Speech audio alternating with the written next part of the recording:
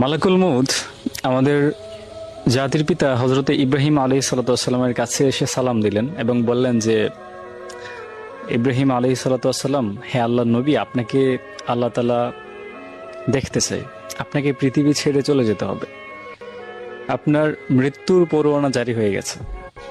তখন ইব্রাহিম আলাইহিসসালাম বললেন যে, মালাকুল মউত, তুমি এটা কি বলো? আমি না আল্লাহর খলিল, আমি না আল্লাহর বন্ধু। আল্লাহ যদি আমার বন্ধু হয় তাহলে বন্ধু বন্ধুর জীবন কিভাবে নিতে পারে, বন্ধু বন্ধুর মৃত্যু কিভাবে কামনা করতে পারে?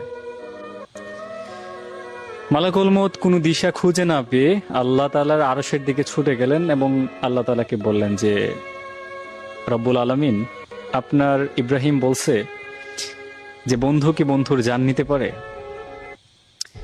আল্লাহ তাআলা তখন বললেন,